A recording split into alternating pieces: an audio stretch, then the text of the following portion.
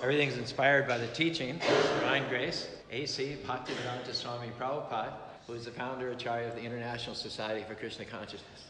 Om Aganati Manantasya Ganagana Salakya Chaksavadamidhitam Yena Tajmai Shri Gurave Namaha Shri Chaitanya Manobhistam Stapitam Yena Bhutale Swayam Rupa Karamayam Dadati Swapadantikam. Our talk is basically about enthusiasm.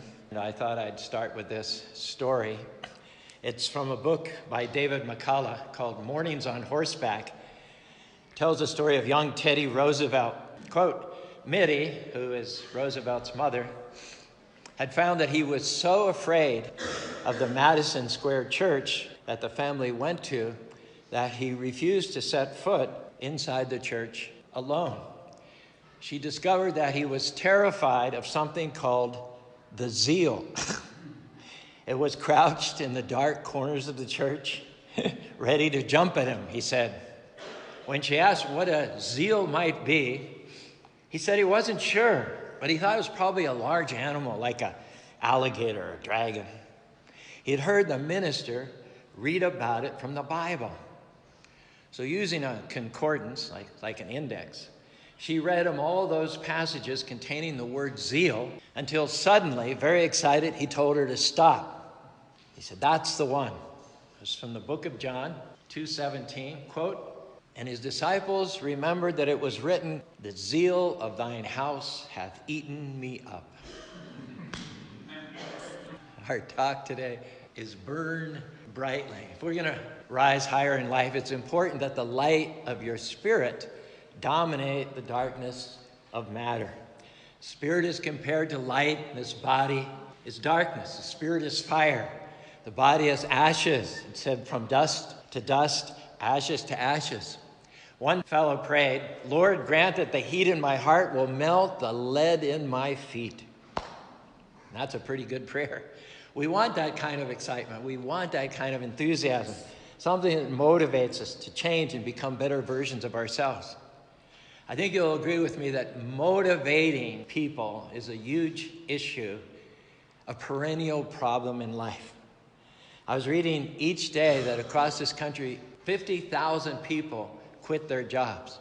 Some of them are moving to better jobs, but many of them are not.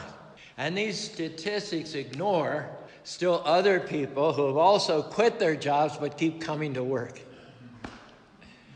A survey of workers across the United States found out that nearly 85% said they could work harder on the job. More than half of those, that's 42% of all workers in America, said they could double their effectiveness if they wanted to. And that's the rub, isn't it?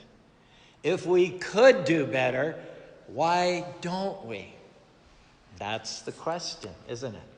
Everybody's asking how to motivate people. Teachers are asking how to motivate students. Parents are asking how to motivate children. Employers are asking how to motivate employees, and most of us are asking ourselves, how do we motivate us?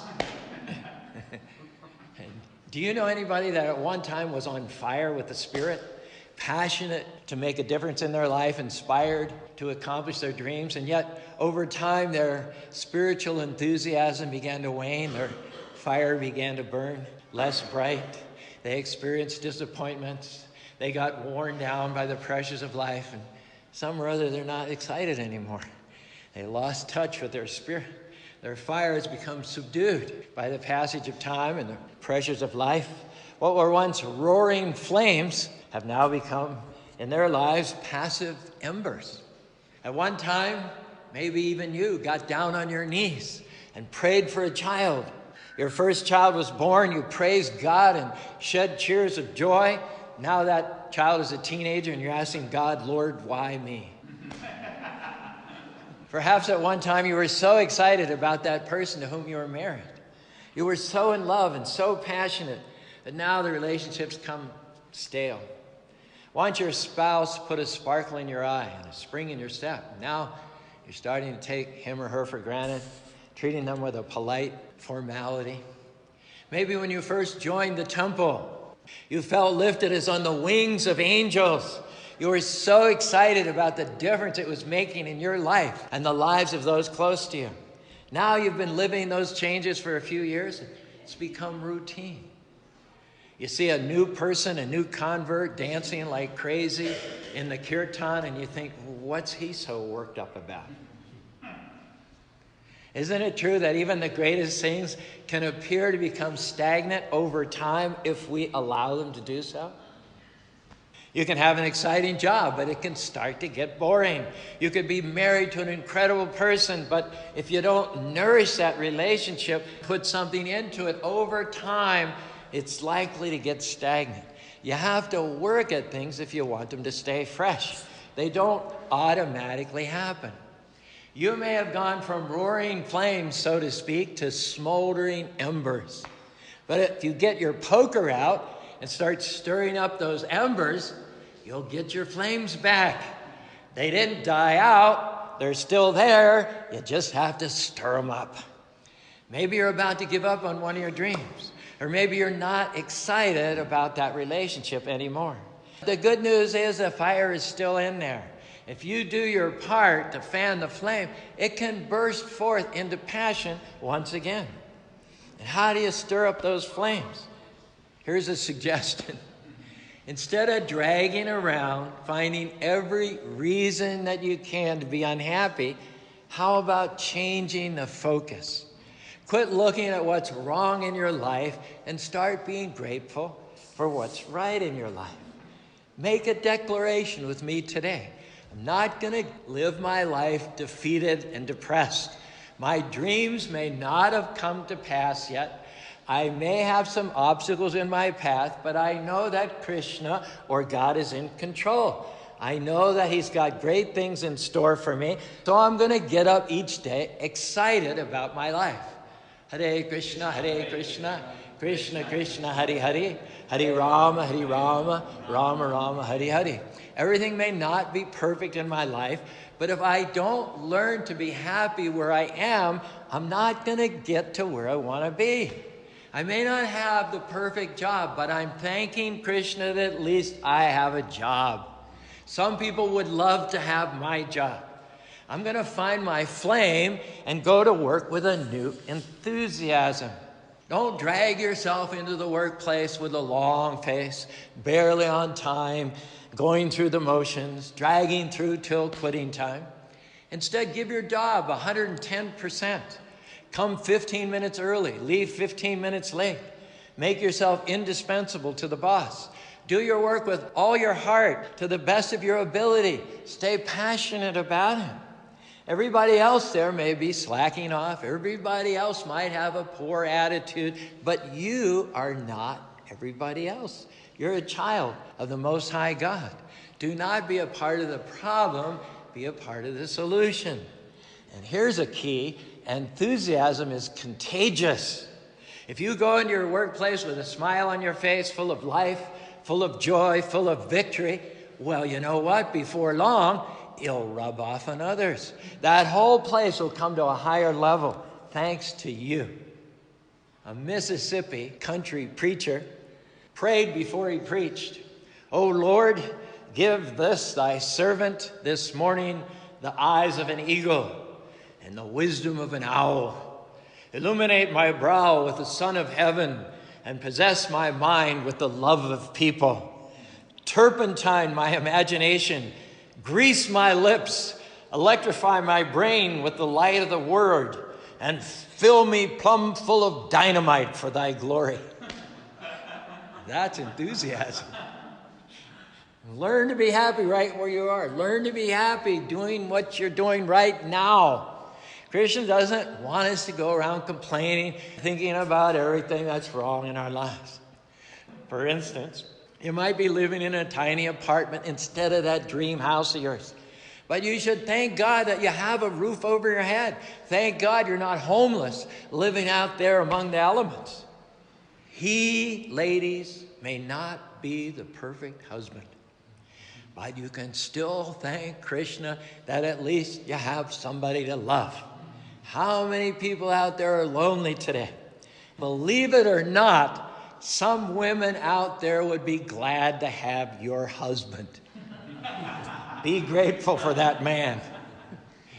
When you're about to complain because the boss told you have to work late every night next week, or you found out you have to take care of the kids all day, just remember something. You don't have to do anything.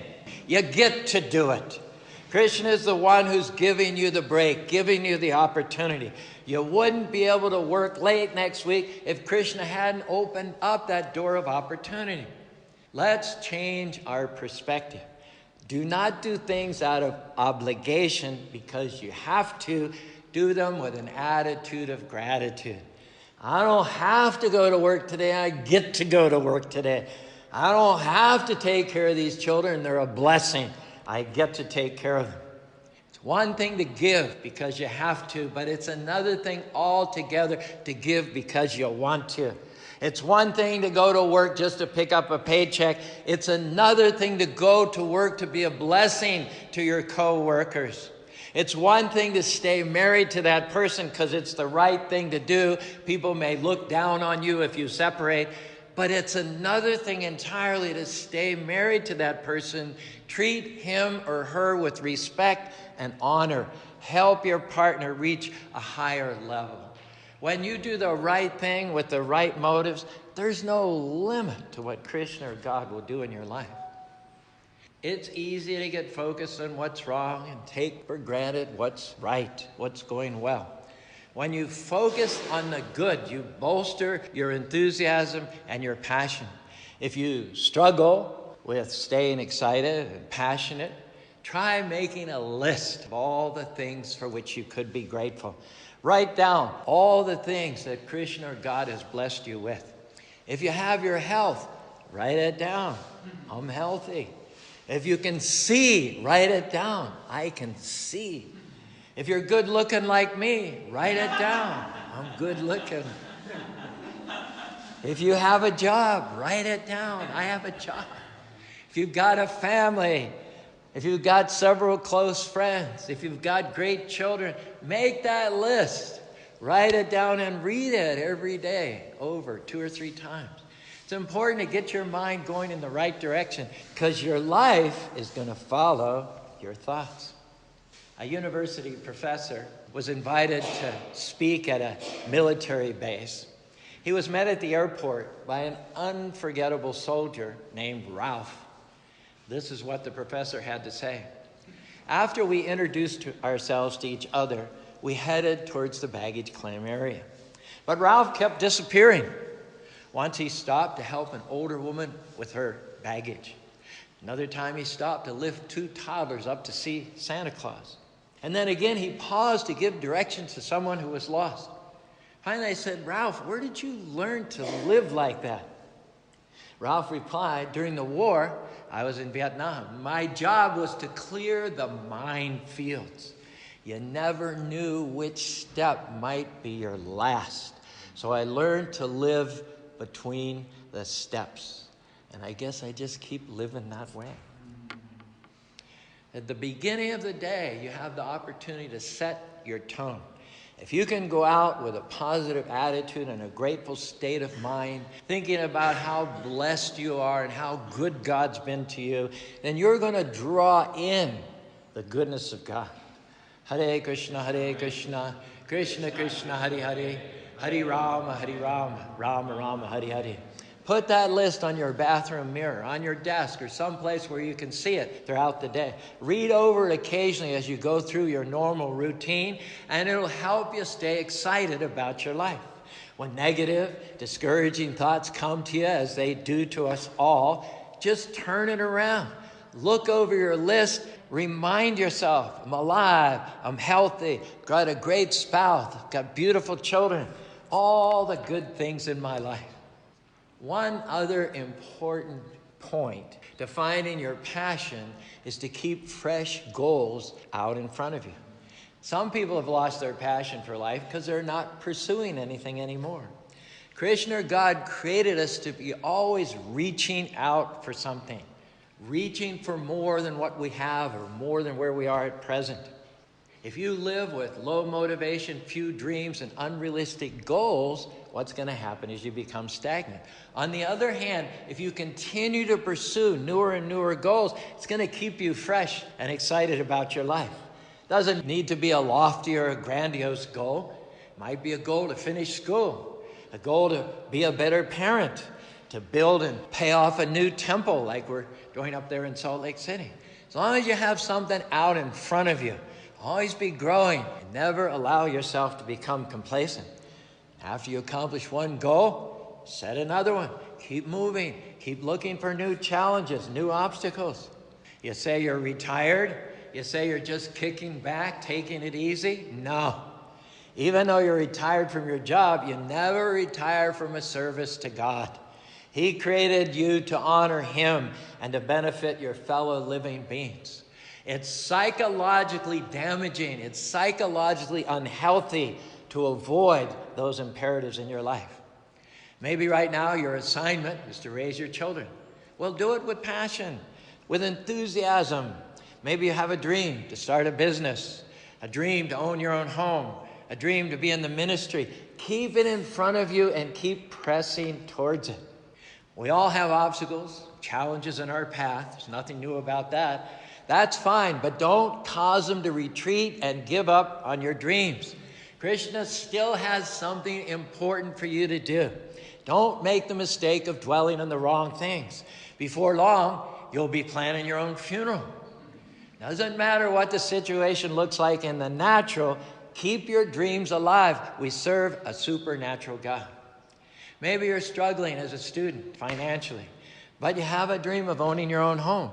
Keep the dream alive. Put a picture of the type of home that you'd like to have in front of you. You need to have something to be striving towards. Then work and save and make wise financial choices, and you'd be surprised how quickly that dream can become a reality. Sometimes we lose our enthusiasm because we let what was once a miracle become commonplace. We get used to it. It becomes routine. For instance, maybe at one time you're excited about your job. You know that Krishna, God, opened up that door for you, created that promotion, gave you that position. You couldn't wait to get to work every morning. You got there and you gave 100%. But now, a few years later, the newness is worn off. It's become routine. You don't really enjoy going to work as much anymore. You become discouraged. You know what just happened there? You let your miracle become common. You need to go back and remember how Krishna brought you to where you are. You need to fan your flames. I heard about a man who complained all the time about his job. He said the company wasn't treating him right. He wasn't being paid enough money. He couldn't stand his boss. On and on and on and on it went. One day, the company announced they were going to lay off 50% of their employees. And it looked all of a sudden like he was going to get fired. The fellow stopped complaining and, wonder of wonders, started really liking his job. At the last minute, his company decided to keep him on, and you would have thought he just won the lottery. Interesting how things can change your perspective. You would be a lot more excited about your job if you realize that you may not always have it. Or maybe you would be more excited about your marriage partner if you thought that you were about to lose that person. At one time, you were so pumped that you couldn't keep your eyes off of him or her. But over the years, you've allowed it to grow stale, stagnant. You've grown apart. You don't enjoy each other like you used to. You don't have time for intimacy and compliments. You're too busy to talk at night. Don't take that other person for granted. Do whatever you have to do to get the spark back. Rekindle that relationship that brought you together in the first place. Bring some freshness back into the marriage. Get out of your normal routine and do something different. Might take a little creativity, but with effort, you can do something to bring freshness back to your relationship. Do not lose your enthusiasm for that other person. Don't let that miracle, that relationship with the person that Krishna brought into your life become so common that you take it for granted. When Fanny Brice, the famous comedian, was first offered a job from Florence Ziegfeld, she accepted the job very quietly and without much of a show of emotion. She thanked his secretary and his doorman very demurely and very politely. As soon as she was out of the building, though, she shot down to the theater where she would be performing. All afternoon, she stood in front of the Broadway theater and grabbed people off the sidewalk to tell them, I'm going to be working here. I just got a job here. Wouldn't it be great to leave the temple this evening with that kind of excitement and that kind of enthusiasm? So no matter how calm and sophisticated you look while you're inside these walls, we couldn't wait to get outside to share God consciousness with somebody else. We should never lose the amazement of what Krishna has done in our lives. Every time I drive by this Spanish Fork Temple, and I've done it hundreds if not thousands of times, I'm amazed. And I've made up my mind that I'll always be amazed, even up to the day I die. Now we have another beautiful temple in Salt Lake City to keep us in the blessed state of amazement and wonderment about the goodness of God.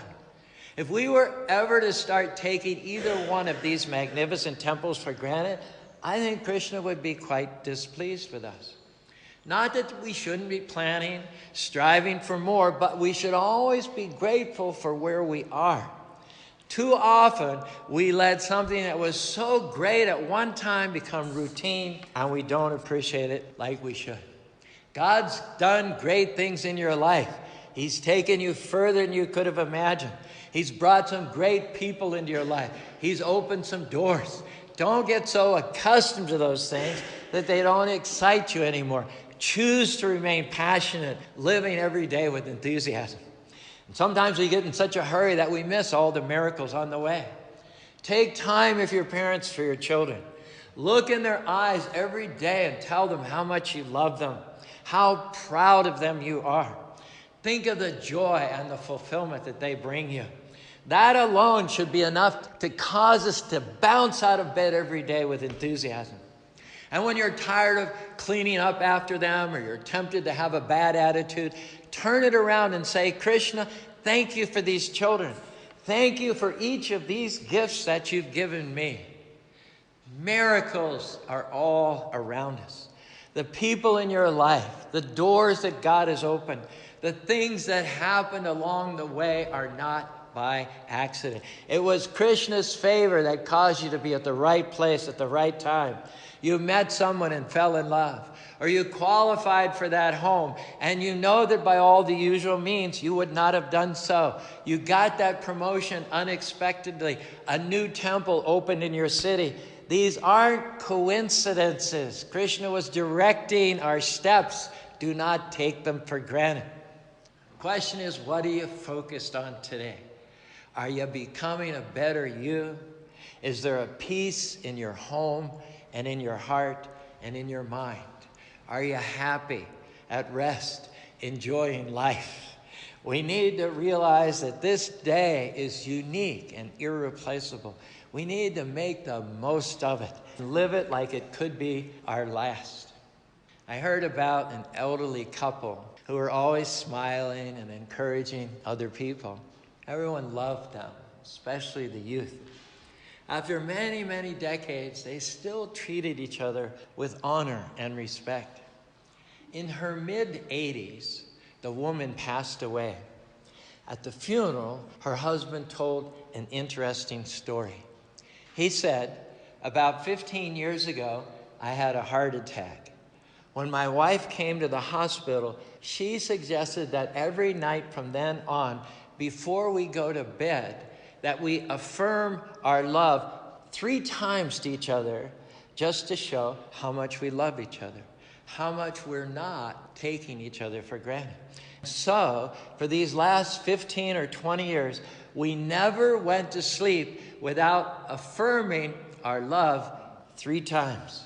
We'd say things like, I so much enjoy your company. Your smile makes me happy. I'm so fortunate to have you as my husband or wife. With you, every day is special. Don't you just have to love that? The woman lived every day like it could be her last. She went to be with the Lord on a Tuesday, but Monday night she told her husband she loved him in 3 different ways. When her life was over, she had no regrets. The last day of her life, she lived it loving, caring, at peace, enjoying every moment. Friends, this day is a gift. Make the most of it. Shake off anything a hint of self-pity or discouragement. Find some reason to be grateful. Heard a story about two men who are patients in the same hospital room.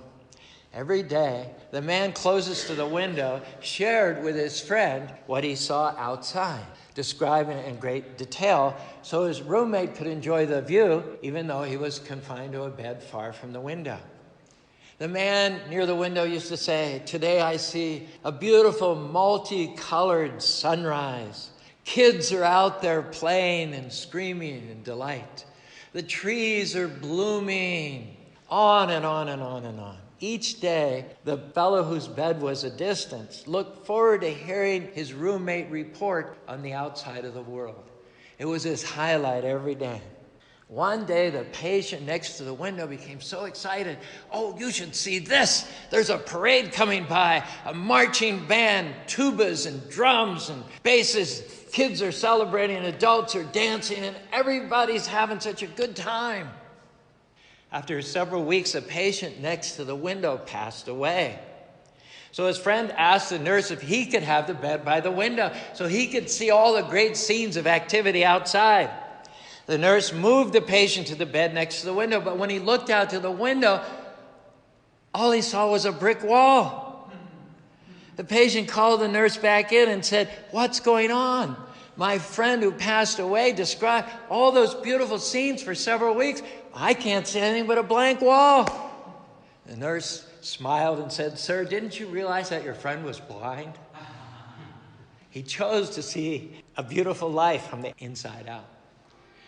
What do we learn from this story? That no matter what turns or twists life takes, you can find the good if you look for it.